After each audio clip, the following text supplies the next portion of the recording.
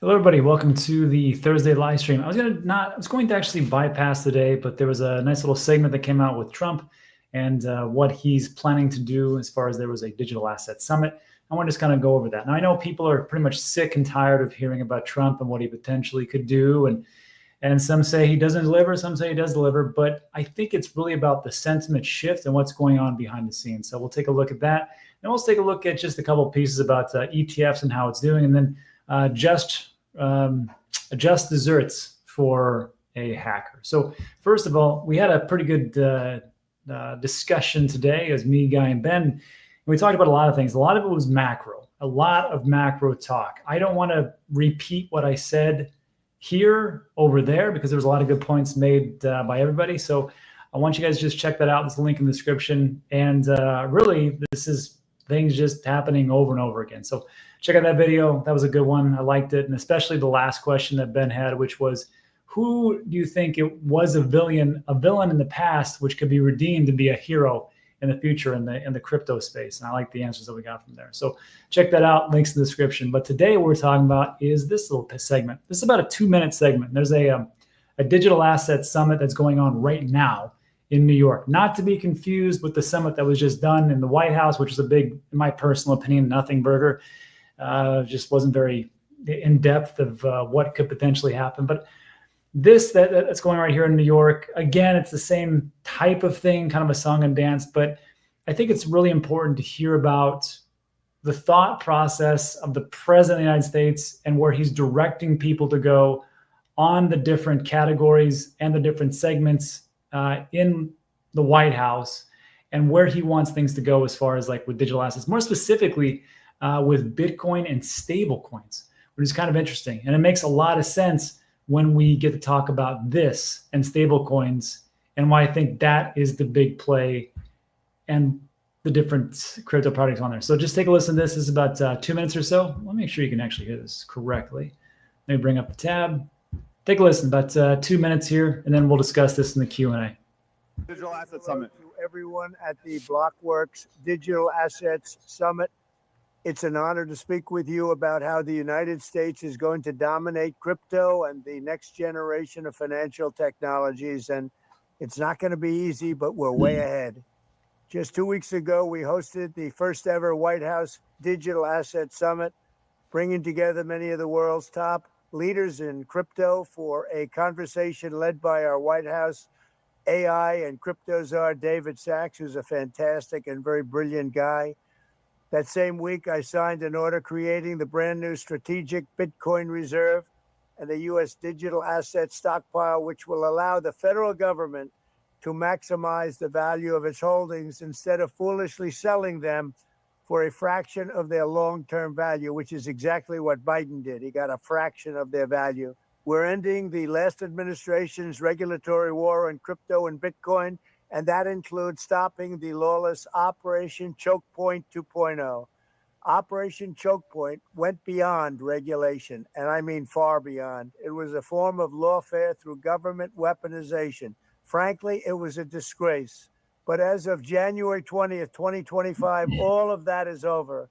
I've also called on Congress to pass landmark legislation creating simple, common sense rules for stable coins and market structure. With the right legal framework, institutions large and small will be liberated to invest, innovate, and take part in one of the most exciting technological revolutions in modern history. It's so big, it's, I think, as big as you can get. Pioneers like you will be able to improve our bank security and wealth for American consumers and businesses alike. You will unleash an explosion of economic growth, and with the dollar-backed stablecoins, you'll help expand the dominance of the U.S. dollar, and many, many years to come, it'll be at the top, and that's where we want to keep it. We only want to keep it at the top, always. I can already see that the energy and passion of the crypto community is the kind of spirit that built our country, and it is exciting to watch as you invent the future of finance. And right here, it's going to be right here in the USA, the good old USA.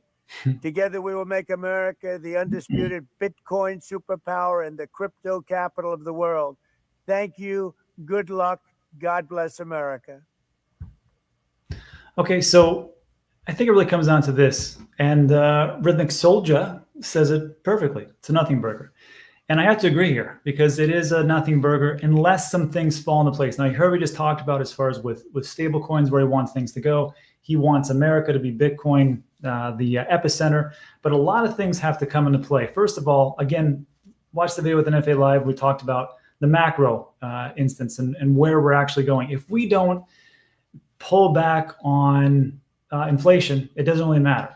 If we start to head into a recession, which some people say we're already in recession already, and we can have that argument in another video, then it's all kind of much down the tubes for the short term. The long term, though, the long term is where I think we're going. What Trump wants to do and the legislation in place is to actually bring forth positive laws, rules, and regulations to bring digital assets into the forefront and to have mass adoption. That's going to take time, unfortunately. I don't think this is one of those things where like we get say the president to say, hey, we just bought 1 million Bitcoin today. Have fun. Sorry that the price went up to 300,000 per Bitcoin. Oopsie. It's not like that. I think if we thought that was kind of ridiculous. And I think it's going to take a little bit of time, but this is the instance where we're at. But the thing that got me was when he started talking about stable coins and why. Why is that such a big deal? We know it's a good thing because it's backed by the US dollar. Trump has said many times he believes that the US dollar is number one. He wants to keep it that way. He said that through his whole presidency from 2016 to 2020. Now he shifted into Bitcoin and stable coins. Why is that? It's because he sees what's going on. It's the people, not just that you or I, but the people around the world in different sectors of the earth and different economic status of different countries are using stable coins, which are US dollar backed to a much greater extent than say Visa, MasterCard, American Express. This is from our capital. And what we're taking a look at here is stable coins were traditional payment processing across a continuum of time. Look on 2019, we talked about this before. Look on 2019 and just how much was being used. Then 2020, it was like essentially a 10X. Then we went to like a 30X. And then actually 2022, 23 was the same. Now 2024, it has dwarfed Visa. Some will say dwarfed, some will say just went higher, whatever. Visa, MasterCard, American Express, stable coins have done more as far as payment processing. This was a fantastic piece. It was put together by Artemis and Dune, the State of Stablecoins 2025. I'm not going to go over the whole thing. It's like 20, 30 pages. But I just wanted to show you just how big stablecoins are getting and the play to do, because you're like, who cares, bro? I don't care about stablecoins. You're going to in a second. Stablecoins a year ago to right now is pretty much the same. One thing I did notice here in red, this is fiat collateralized. What is that? That is essentially the dollar-backed stablecoin, which is what we're going to see across the world. And it's the US dollar, not the renminbi, not the euro, not the franc. It's backed by the US dollar. And that's what Trump wants, and that's what I think he's going to try to get. There is this one thing called crypto collateralized in blue, and it's gone up a little bit, but not by much. I think that one's a little bit more shaky, but it is what it is. And then active addresses increased from almost 20 million in February to 30 million in February 2025. So in 1 year, you had a 53% year-over-year rise. USDT, or Tether, grew from 96 billion to 146 billion, but it lost market share, dropping from 69 to 64. Who picked it up? USDC and Circle. Why did they do that? Because they got legislative clarity on what they could do, which markets they could go into, and who could actually use their product. When you have clarity from government agencies, I know people want to hear that, but if you want to do stable coins and have payments across the globe, you need that. And that's what they got. They gained 4% and now accounting for 24.5%. So you got Tether at 64 and USDC at 24. Let me do some quick math.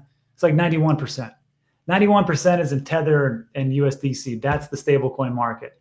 Circle expanded its partnerships, strengthened its collaboration with Stripe, which if you didn't know, Stripe is one of the biggest payment processors in the globe. Them, and of course, PayPal being the other one, which now enables merchants to accept stablecoin payments with USDC on. And this is where I think everybody misses the point of stablecoins. You can invest in stablecoins, but I mean, it's just stablecoins. But look what it's built on. Ethereum, Solana, Polygon. But just wait. I didn't know this. Additional MoneyGram launched its USDC powered wallet.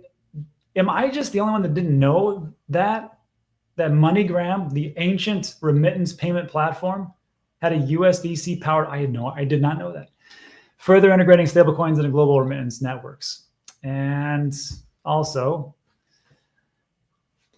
to talk about which platforms, this is from CoinGecko. You can look this up yourself.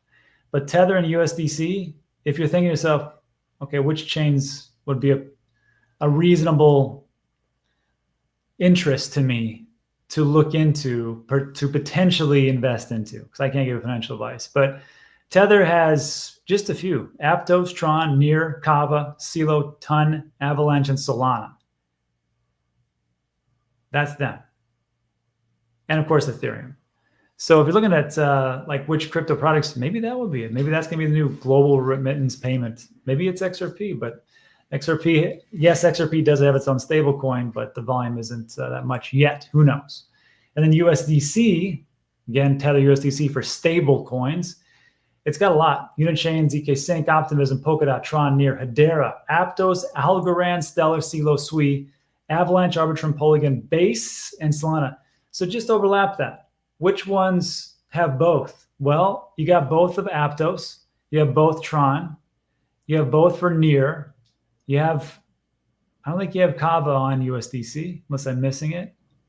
Correct me in the comments. You have Celo on both.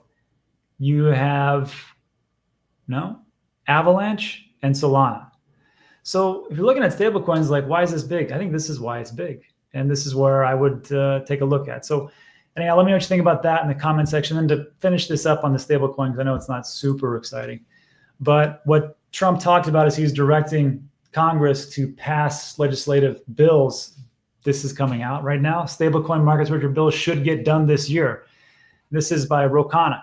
And if you don't know who Representative Ro Khanna is, he's a Democrat from California, and he's pro-crypto. I know there's more Democrats out there that are pro-crypto, but Democrats get a bad name because of the prior cycle. But there are some wise people out there, and they're like, yeah, that makes sense. So U.S. Rep. Ro Khanna, a Democrat from California, said at the Digital Assets Summit on March 18th that Congress should be able to get both a stablecoin and crypto market structure bill done this year. You get clarity, then you can start making money. Khan added that there are 70 to 80 Democrats now who understand the importance of stablecoin legislation and increasing American influence around the world by giving more people access to dollars. I'm just going to go off on a little side note here. I think Democrats kind of figured out that crypto was a bigger deal than what they thought it was, and they saw what happened to their candidates. Now, correct me in the comment section. The only one that, or one of the few that did it and ran on an anti-crypto stance was Crypto Karen Elizabeth Warren. She rammed that down everybody's throat. She still won, but I think a lot of the different congressmen, women, and senators who ran did not fare as well for doing an anti-crypto stance. They just didn't listen to their constituents. That's my opinion. Correct me in the comments section. I just don't think it really worked out for them. And this was the whole piece. So again, I think there's one more piece down here. This was it. And kind of said this: I'll just say it to challenge folks. I've been a supporter of blockchain, but I criticize the idea of the president having a meme coin. I am too. I think that was the dumbest thing. I don't think any elected official should be having a meme coin. Those types of things, in my view, distract from the fundamental technology making the case. I like Ro Khanna. What are you saying here? We have to recognize that these types of things are not helpful in convincing the American public that there's an underlying technology that is valuable. So for this one, I tip my hat. I totally agree with him. Let me know what you think about that in the comments section. And then just to finish up, I know people would say, well, Rob, who cares about stablecoins? Because that's what Bitcoin's for. Bitcoin's for payments. That's what the white paper said. Peer-to-peer transaction. Oh, but Lightning Network. I asked this question just yesterday.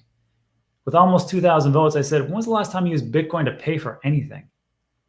70% said never. And 16% said that's not what Bitcoin is for. 16.4% have no idea what Bitcoin was created for. It was for payments. So you're looking at 85, almost 86% are like, I've never used it for payments. Now it's just gold 2.0. And then you do have the 12%, 13% or so that said, yeah, I've used it for payments. I personally, I haven't used it for payments in over a year. And I don't understand why people would. I don't understand why people would use Bitcoin for payments. And people say, well, Lightning. How many of you are really using Lightning? I'll do that as the next poll. I don't think many people are. I just don't think it's really come to fruition. And one of the big things I can say is, if first of all, who's going to accept it? How many people are out there that actually say, yes, I will take it? And then also, I'm not paying capital gains tax on a payment. Also, I'm not a big fan of paying for fees to pay for something. That's what the merchant has to deal with Visa and MasterCard. I know there's a great point to it, but I don't see Bitcoin as going back to payments anytime soon. Tell me the technology I'm missing out on, but I just don't see that part. And then lastly, just to give you guys some good news. I mean, it's all good news, I think, personally. The ETF's looking pretty good the last 3 days. I wanted to point this out. 17th and 18th of March, we had an inflow of 274 and 209 million. Pretty good. I mean, looking at what, $500 million or so, almost 474, million. And then just yesterday, we just had 11.8 million. And I'm like, well, that's okay. But which was shocking to me was the grayscale old school, the GBTC, which got turned into an ETF, but they had that 1.5%. I don't think they've ever bought, and this was the first time I can ever remember seeing it where they actually did buy. So 5.4 million, something must be changing. We'll see. And we'll see what happens on the 20th of March. And there we go. And then lastly, sorry, I've been a lot of good news today. South Korean man faces 10 years in prison for stabbing crypto CEO during fraud trial. Now, I'm not saying that this is good news that you should go out and stab people. I'm just going to ask the opinion. Like, what do you think? So the attacker lost 100 Bitcoin in Haro Invest, which defrauded over roughly $1 billion from around 16,000 investors. So I guess when this guy's being transported, apparently, for a hearing, one of the people that got scammed came in and stabbed him. And, oh, wow. Stabbed him in the neck several times with a fruit knife. Lee was taken to the hospital but did not sustain life-threatening injuries. So I just have a question for everybody. Should we be engaging in vigilantism? Something like that? Would you go down that route if you were lost 100 Bitcoin? Or do you think what this guy did was just awful? Just asking the question. And that's it for today. So this ought to be a great Q&A. So if you like today's video, thumbs up, subscribe, all that great stuff. And now let's go over to Q&A and we'll get into the juicy parts. So that'd be good. Jay says, I don't care about that. Jay says, rightfully so. Is everything going to crash? No, I don't think so. And we took a look at the Fed's response yesterday, the quantitative tightening and how they're slowing things down. Quantitative easing isn't around the corner anytime soon. However, we did take a look at the M2 global money supply and the M2 United States money supply. And we're taking a look at if it's all liquidity. If you slow down quantitative tightening, you have a little more liquidity to play with. If you have the entire money supply being generated on top of America at some point, really firing things up, things look pretty good. However, there are problems, and one of those one we talked about was tariff, which are inflationary. Fed doesn't like inflation. Fed sees more inflation, which they know is going to come with the tariffs. Then we're not going to see rate cuts, and potentially we're going to be lower for longer, or rates higher for longer, I should say. Excuse me, higher for longer in rates and slower for longer in quantitative tightening. So it's going to be some time. That's what it comes down to. And that's why this comes up to you, and where is your sphere of control? When you see something like this happen, you're like, well, I was supposed to cash out and be a billionaire, but I guess I can't. So do you look at this as like this is the worst thing, or do you think to yourself, okay, well, they're going to give me 6 months to 12 months to 18 months to reaccumulate. Maybe the blow up bear market or bull market comes later. Or do you look at this as like, this is the worst thing of all time, and I was supposed to be on the beach sipping Mai Tais. This sucks. Let me know in the comments. To me, it's just going from one ear. Don J, is this now? Is this a joke? No. Why does Trump have 6 fingers? Yeah. So this is what people would say. They think it's It's AI Trump. So immediately after that, we'll see what is it? Can you see this? Yeah. So immediately after that, they get back to the show.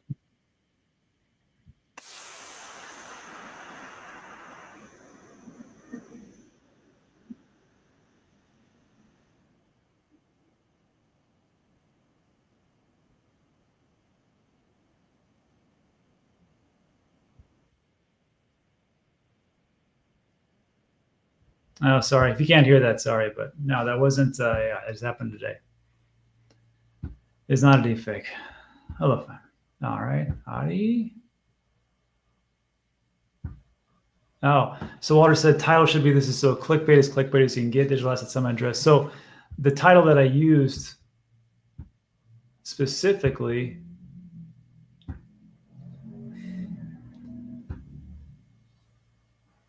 which I probably should have turned on the monetization. That'd been good. Was this is so big as you can get, digital asset summit address, which what Donald Trump said essentially in that address was what I just titled it, which is, let me go back. And let me make sure you can see this. Yeah, let's listen to that again.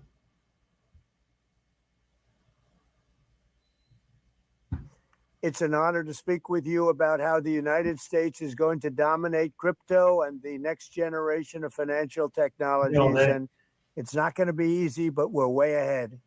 Just 2 weeks ago, we hosted the first ever White House Digital Asset Summit, bringing together many of the world's top leaders in crypto for a conversation led by our White House AI and crypto czar, David Sachs, who's a fantastic and very brilliant guy. That same week, I signed an order creating the brand new strategic Bitcoin reserve and the U.S. digital asset stockpile, which will allow the federal government to maximize the value of its holdings instead of foolishly selling them for a fraction of their long-term value, which is exactly what Biden did. He got a fraction of their value. We're ending the last administration's regulatory war on crypto and Bitcoin, and that includes stopping the lawless Operation Choke Point 2.0. Operation Choke Point went beyond regulation, and I mean far beyond. It was a form of lawfare through government weaponization. Frankly, it was a disgrace. But as of January 20th, 2025, all of that is over.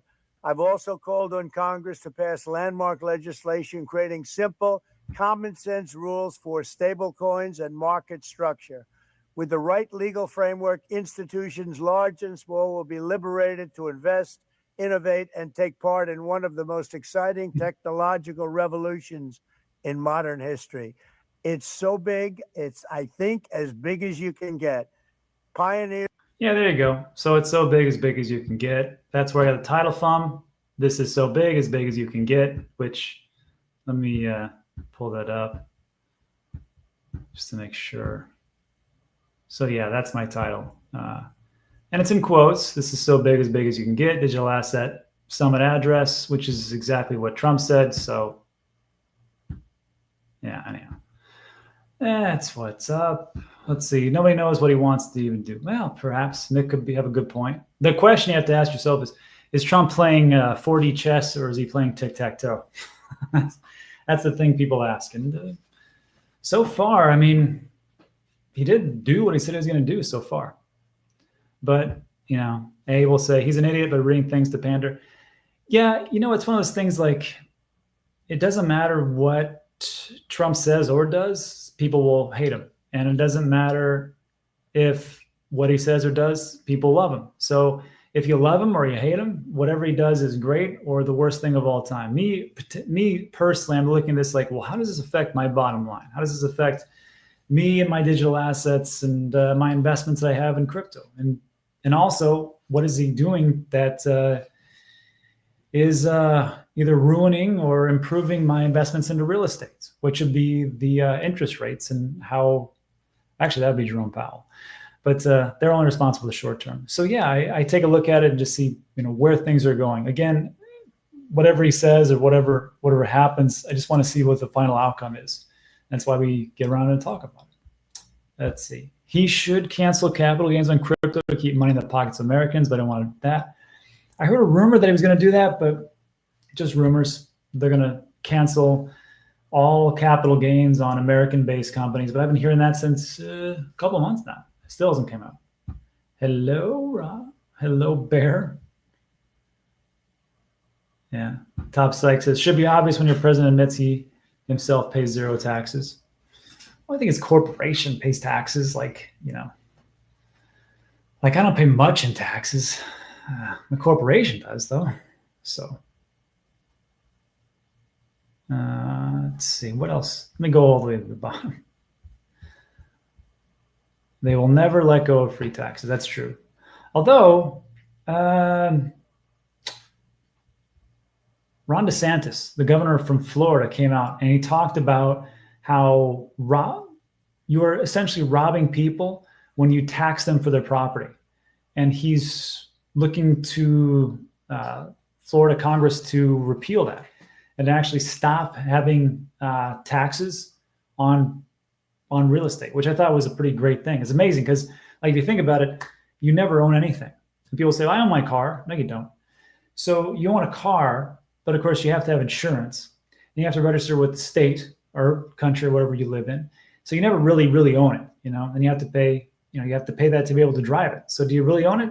I mean, you can own it and sit in the garage, but it becomes non-functional. Then for your property, your house, you pay it off. Everything's great. You don't have a mortgage. You don't have CPA. You don't have any mortgage insurance. Great.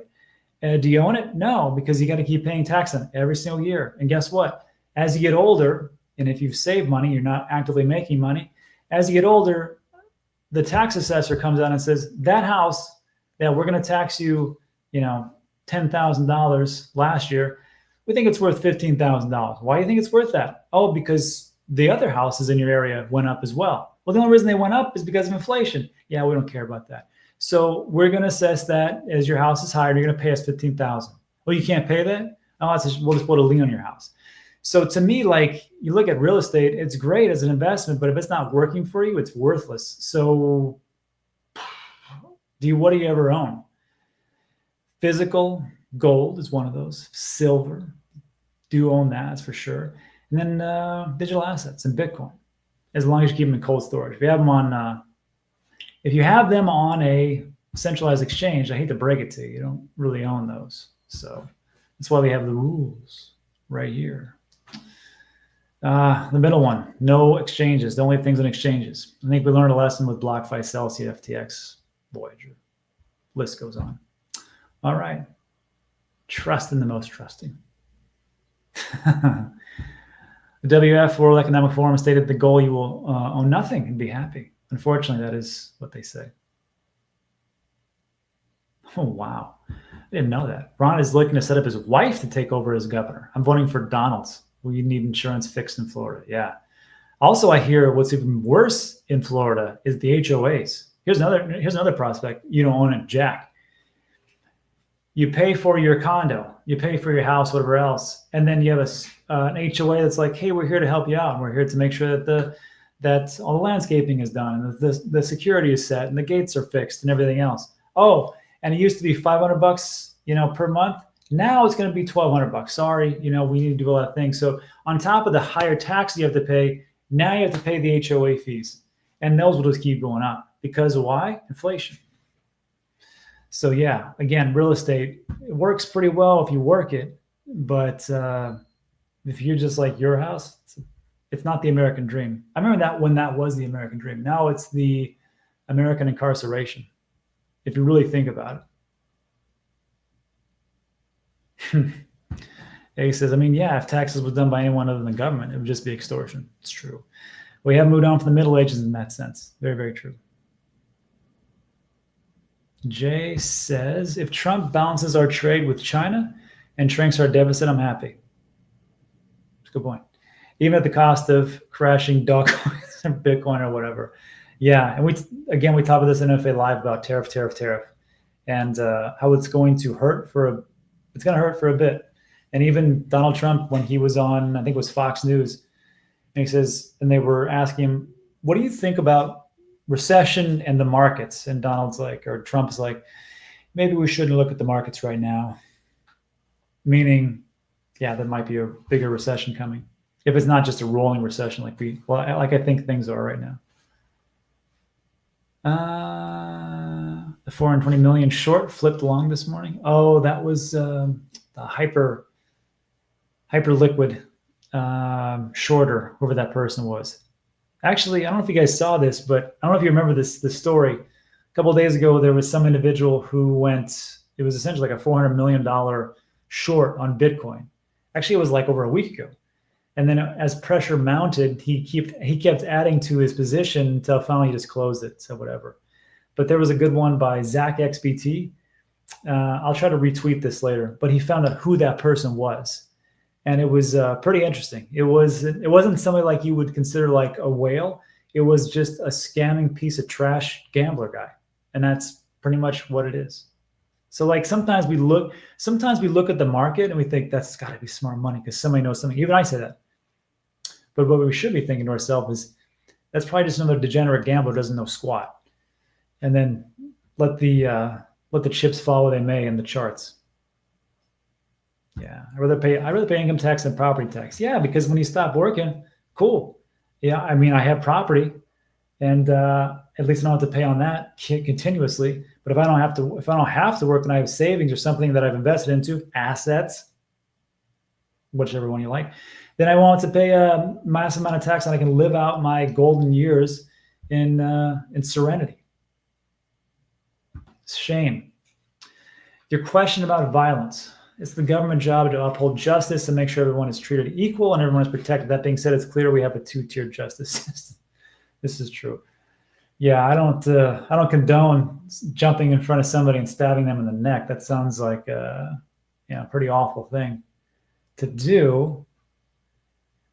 And that's all I'll say. It cracks me up the hate because Trump isn't a cyberpunk. Be serious. That's why presidents have advisors. And you heard him say in that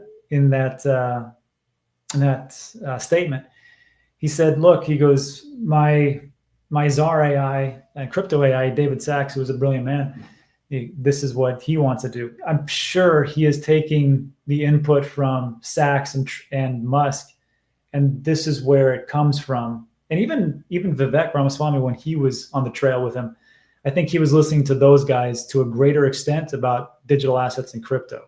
I think it was a smart move for Sachs to go, "Look, Mr. President, if you embrace this section of the United States, as far as with crypto, you will get so many votes in that regard." And I think it worked out for him. And for some reason, Elizabeth Warren went the exact opposite way. Funny though, they both won. Go figure. Hey, Nas. Someone should come on and say, "I'm going to reset the market." In some situations we do, it's true. Haters.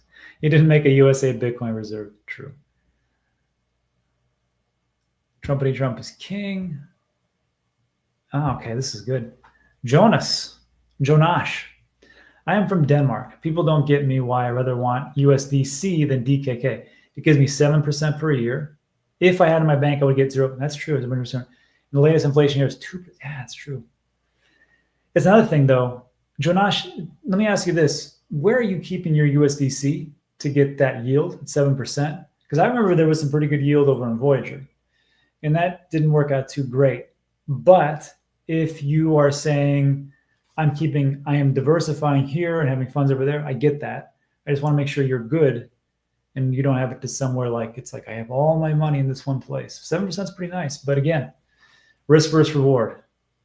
Voyager, Celsius, FTX, BlockFi. That is interesting. That's a good point. If inflation is whatever ours is now, 2.4%, what is the savings rate in the bank? That's why, like, when they repealed SOB 121, they allowed banks to custody your crypto.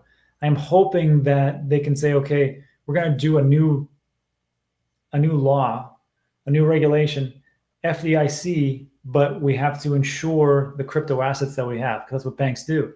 If that's the case, and we can keep stable coins in a bank per se, and they have to insure it, then you would hope that the yield would be much higher, just like what Joe Notch is getting. Now that would be something interesting, but that's a way far off, I think. But then people say, Jason Eddy, this is the question. A bank, why would you use a bank? Because this is awful. So we'll talk about this as well, and I'll reiterate this point, which is I've had many people who have contacted me who have gotten scammed out of everything. I have had a person I know face-to-face lost his entire life savings. And that's because he kept them on 2 centralized exchanges and 1 cold storage device. We have still no idea how that cold storage device, it lost into the hands of somebody else, but it doesn't matter. I'm going to tell you why, Jason. It's because in our lives, we're not perfect. No one's perfect. And there are going to come days when you get tired. There are going to come days when you talk about something and reveal something that you shouldn't have. There's going to come a day when you're, again, these mnemonic phrases that you have just lounging around, or maybe in a bank that, somehow, some way that you lose it, or you lose a couple words because something gets smudged or something just didn't work out perfectly. And in that situation, I think that people should diversify by using multiple cold storage devices. And this is me, not you, this is me. I use iTRUST for their custodial services, which not a Roth IRA, but they use the same service that BlackRock and MicroStrategy uses. There's a link in the description, but I keep it with them, and they custody a fraction of my Bitcoin holdings. Because I just think to myself, first of all, I'm a public figure. I mean, I'm not well known. I mean, it's like I go places and people recognize me all the time. It doesn't happen. But the ones that do know and knew I'm in Puerto Rico and know where I'm at, what's to say that I don't get wrench attacks sometime? And something happens to me. So I have to scatter things around as much as possible. That's why I'm really was looking forward to selling most of this stuff, because then I wouldn't get wrench attacks. That'd be great. Anyhow, that's just for me, and you can do whatever you want. What the hell happened to Matic? It's a good question. I have no answer for you, because that was a very promising project. Layer 2 sidechain, whatever you want to call it, for Ethereum, and it had all the right moves, and there was a partnership with Starbucks, and I think there was a Walmart at some point. They just had a lot of things going, and then dropped to the face of the planet. I don't know what happened to them. But if you look at the risk levels right now, it's like, actually, I'll show you. If you're looking at risk levels as the least risky asset crypto that you can get to right now, it's Polygon. Polygon is the least risky asset because it's fallen so far. Look at that. Tezos has more risk than Polygon. Shiba Inu has more risk. Beach and Algorand, Polkadot, Cosmos, Sui, Render. Polygon's not doing so hot. And I do not have an answer for you as to why, unless someone can enlighten me as to what they're building and what their partnerships are and how they're growing. I don't know.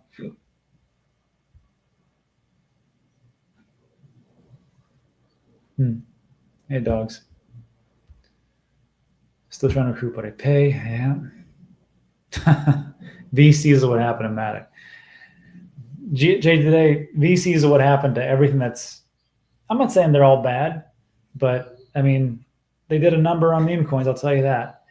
And I know people will say, well, the ultimate VC coin was Solana. Well, say as you might, but Solana at least worked, and it actually had utility and function. The decentralized part, some people don't care about that. JM says, Rob, if you were to imagine one scenario we see a turn of the tide, what would be the event? It would be the macro starting. It doesn't matter if Trump comes out and says Bitcoin strategic reserve for sure, because he's not going to buy that much, because he's not going to allow taxpayer dollars to go that way. And it's not going to be some narrative. I think it has to come from macro first. If you look at all the charts and you take a look at tightening and quantitative easing and the M2, the money supply global and US, it doesn't work without liquidity. And I think unless we get that fixed first, that nothing really matters. And especially if we hit, especially we see GDP drop, 2 quarters in a row, and we have massive negative sentiment, and we see unemployment rising rapidly, then then nothing's really going to do well. And the stock market will tank, and then right in tandem will tank. Incognito. Why does everyone say it's a good time to buy whenever Bitcoin drops? They say, I hope it goes down so I can accumulate more. People rarely say this. Should be higher, in my opinion. Your thoughts? They say, I hope it goes down so I can more. People rarely say this. So I don't know if I understand the question correctly, but if you're asking, like, why does everyone say it's a good time to buy whenever Bitcoin drops? It's because I think people who understand what the asset is, and depending on what you believe in, if you believe it's for payments, sure. If you believe it's gold 2.0, sure. If you believe it's a hedge against inflation, sure. Whatever you believe it is, then that's what it is. And when it drops, you can say, okay, this is my safety raft as opposed to this asset. And when it drops, you just feel like you're getting it cheaper. The problem is that a lot of people say that, and a lot of people don't do it. There's a difference. And the difference is the people that really understand it and the people who are just chasing a number. And the ones that are chasing the number are like, oh, I hope it goes down. Let me ask you this, and I'll answer this question with a question. How many of your friends who you told about Bitcoin bought this massive drop from 108,000 to 79,000? How many of them said, oh, now it's a good time to buy? Or they're like, I ain't buying that trash. It went from 108,000 to 79,000. Why would I buy something that's depreciating? That's stupid. And where you would say, of course, like, well, if you take a look at a lot of different factors, and I can show you some charts if you want to nerd out with me, MVRV Z-score and POEL multiple and risk levels and Bitcoin bull market support band, if you really want to be a nerd, you can show them this. And then they're like, oh, okay. But I think it just comes down to the people that are just looking to buy every single dip. I think it's very tough because there's so many dips. Me personally, I got away from buying every dip. And there's sometimes in these videos I say, you got three options, really. You can buy right now, you can sell and get out, which is fine. I mean, whatever you want to do, or you can do nothing and sit on your hands. A lot of times I've been just sitting around doing nothing. Because if I do it, I look at the risk levels, like I'll show you. And I say to myself, okay. When we were at 0.57, 0.6, and I went down to 0.55, 0.52 at 91,000. I'm like, it's still not below 0.5. And then I got to 0.5, and I was like, okay, maybe it goes 0.45, which would have been 75,000.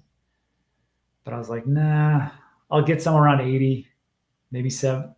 I don't think, no, I got it at 81, excuse me. And I just look at these.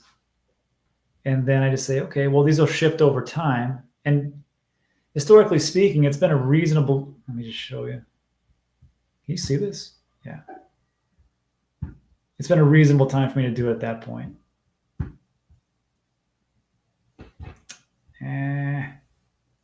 Here we go.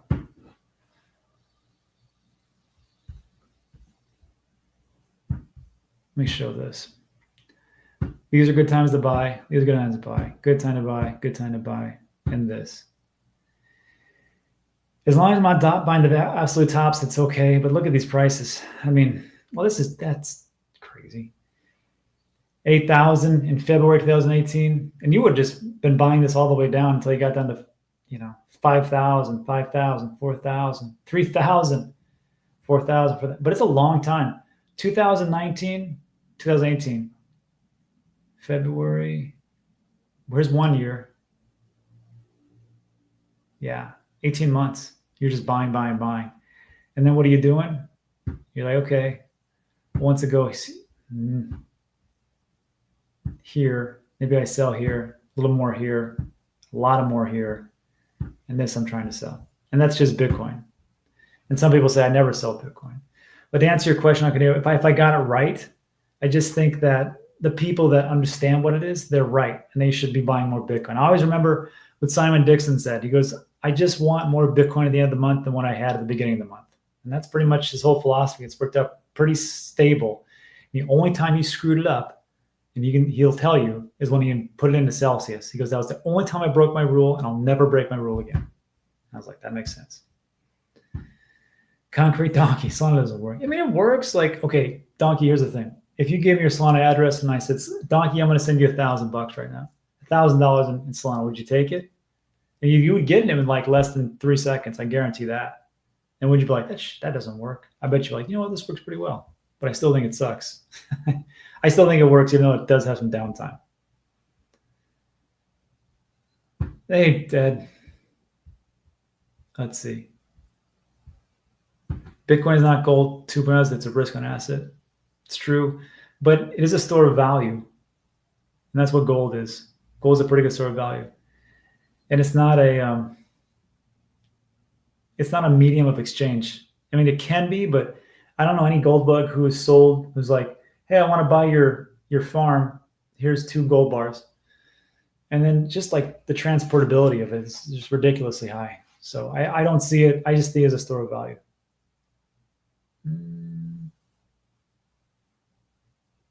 Can I vlog? So this is so bullish, but I prefer, I see people are still selling.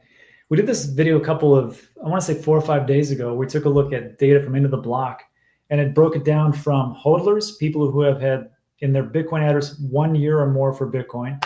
What was the other one? The Shrimps or somebody in between. Somebody who's held Bitcoin between 1 and 12 months. And the other one was the trader. Or no, it was the trader, then like the noob who had held it for less than a month. And we saw like the ones that have held it less than a month, those are the highest amount of people trading out of it. And that's pretty much it. People just get scared. I don't blame them, because if it's your first rodeo, it's pretty scary for you. Rob, please drop the banner. I can't. Ben pays me in Bitcoin dominance t-shirts, so I can't let that go. Oh, it's TANGEM. I just want to remind everybody that it's a pretty good product. Can you move the rules? Oh, move the rules. Okay, that's no problem. That I can get rid of. Don't worry. Okay. That's good. Verhoofdy. He's right. Bitcoin is gold 2 months better than that. I mean, if you want to pay for things, and it's a medium of exchange, that's for sure. And it is highly portable. It's a little bit more volatile, like I'll give you that. But it is a store of value. So, I mean, it pretty much checks off what I would like it to be. Huge. Fan art channel says, why do people FOMO at all-time high? Not now. Because people aren't investors. They are get richers.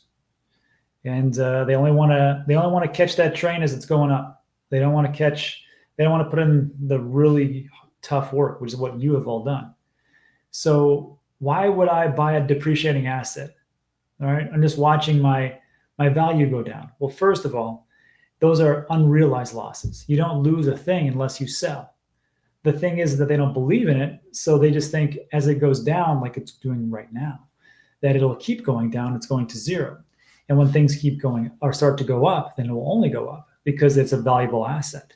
Just like the things that they buy at Macy's, or just like the different whatever things that they buy in some department store. They see the prices go up, they go, oh, I should probably get that. But it is odd though, people don't look for the sales. And that's the difference between, like, say, an investor and someone who get richer. Get richer just want the numbers to go up, and they don't care about anything else. Nothing wrong with that.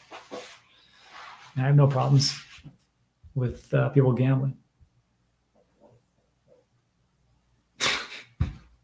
Can't win. A nothing burger. Go back a year. How was the crypto industry doing? Your TDS, which is first of all, TDS is a very funny term. It stands for Trump derangement syndrome. There's also a show called The Daily Show, which I got to tell you has a little TDS, and it's named TDS. It's pretty funny. It's showing again. First of all, I like a good amount of things that Trump is doing. Launching a meme coin, and then pretty much giving everybody insider information. That's not the president that I want. And people say, well, that wasn't the president. That was his team and the company that did it. Buck stops with somebody, man. And just because your name is attached to it doesn't mean that you shouldn't take responsibility for it. You gave insiders information. They sniped those coins. They dumped on everybody else. Case closed, in my opinion. But as far as like other stuff, I mean, look, I've got no problems. And this isn't digital asset Trump news. This is digital asset news. I'm not going to be a geopolitical expert today. It was doing a little dip as it dances to the summit. Very true. I think burger was 0 fat cheese. 30 Don, best AI coin you're interested in? Talos. I got a real affinity for Talos. It's a token made by Nathaniel from FluxPoint Capital, and it's based on Cardano, and it's probably one of the more reasonable AI agents that I've come across. And the things that they're doing that I've talked to Nate about are pretty cool. So I like those. And I've invested into Aether. I thought that was a pretty big play. Again, it's about compute, and there's only so many GPUs you can actually get and electricity that you can use. So why don't you run out the unused space of the GPUs by using Aether? I think that's a pretty good play. It's down 40% from its launch, but so is everything else. So whatever. And there's probably some other ones. My friend Steven always talks about Tau. I haven't really looked into it. Maybe ASI, artificial superintelligence, but say either hearsay. I don't know. All right. And what else? What is TDS? The Daily Show. It's on Comedy Central. No, it's Trump Derangement Syndrome. Just they share the same mnemonic. Leon says, sell my Bitcoin that's going to zero. You should hang out with my friend Dan Pena. You guys would have a lot to talk about. We're all gamblers. If we're buying alts, can't deny it. Daniel's got a point. Caspa is interesting. It looks pretty good. And if you're looking for more Caspa stuff, go follow the guys over at Sin City Crypto. They're big into it. I think that's it. Yeah. Yeah. Arnold says, and once again, when these YouTubers really feel the pain, when they really panic, that's the bottom. They are still bullish. More movement to the downside. So first you're saying, I don't get it, Arnold. When these YouTubers really feel the pain, when they really panic, that's the bottom. Oh, they're saying we are still bullish. I mean, yeah. Look, let's just say for the sake of argument, we did miss it. And the top was the 108,000. Okay, the top was 108,000. Although if you do think about it, what was the top in 2017? Roughly 20 grand, right? What was the top in 2021? Roughly 67,000, right? What is that? Roughly a 3x. Okay. Do you know what the, hold on. Sorry, 20,000. Yeah, 20,000 to 60,000. 20,000 to 67,000 was roughly 3x. The one before that, from the top from 2013 to 2017 was 1,000 to 20,000. That's a 20x. My math is right. And then we went from 20,000 to 67,000, which is roughly a 3x. We went from 67,000 to 108,000. That's kind of like almost a 2x, right? I know it's not, but stick with me. 1.8x. That would kind of go in line with the depreciating valuations, right? Depreciating ROI. So what if we did miss it? What if we missed it and we got to stick around for like 4 more years? Would that be the worst thing? I'll let you answer that.